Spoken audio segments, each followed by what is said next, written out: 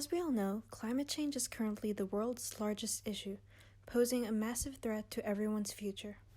After starting a discussion surrounding this topic, a recurring issue that we had observed was the way in which particular countries and communities are affected by climate change to a greater degree than other areas. This is called climate injustice. With both of us coming from vastly different backgrounds, from different areas of the world, we were intrigued by an aspect of climate change that is often overlooked. With a lack of attention on this, many Australians do not consider these disproportionate impacts. Therefore, we take it upon ourselves to demand justice for the millions facing the mass devastations of climate change.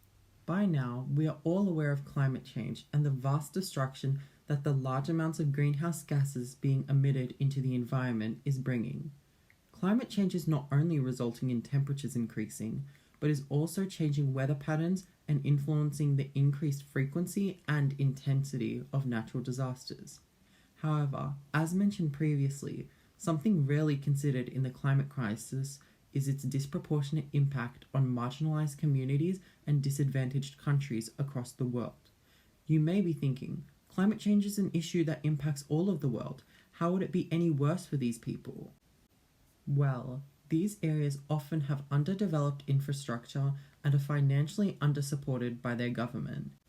These groups include Inuit, the people living in Haiti, the people below the poverty line living in Hong Kong and the Philippines, along with a countless number of others.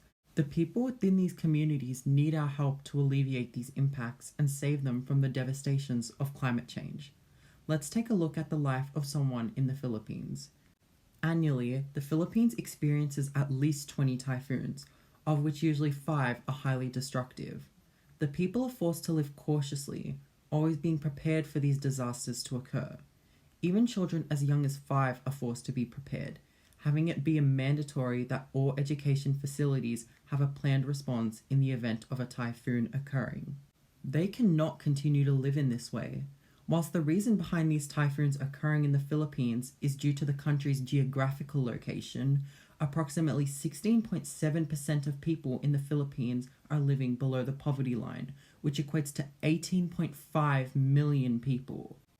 Based on their research, climate scientists estimate that as climate change worsens, the severity of these typhoons, along with other natural disasters across the world, will also, putting many people in more severe danger. These people also face other life-threatening issues other than the increase in natural disasters.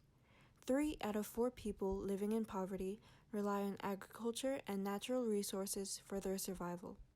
The changing weather patterns due to global warming will negatively impact the growth of crops and will therefore directly harm these people's livelihood. Climate change is also predicted to push 100 million people across the world into poverty between 2015 and 2030. These are some of the issues that, due to Australia's stability, many people within the country will not have to experience. A large part of this social justice issue is how these marginalized communities contribute minimally to climate change, whilst larger and wealthier countries like Australia do not.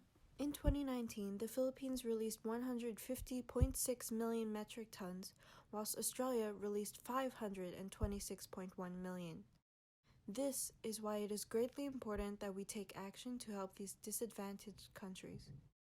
Australia was recently ranked last out of 193 countries in the United Nations Sustainable Development Report, which measured the country's progress in achieving sustainable development goals. If you are wondering why this matters to us, this is because we are part of a country which is a large contributor to this global devastation. As global citizens, we need to fulfill our duty in decreasing the impacts of climate change on these marginalized communities. There are many ways in which we are able to take action against this social injustice, which include voting, signing petitions, spreading awareness, attending protests, and many more. Even if you are not of age to be voting, having these conversations and putting attention on these issues can persuade eligible adults to vote with consideration of them. If many of us can come together in small ways and prompt changes in the way we live, and change government environmental policies, we are able to help these people and end climate injustice.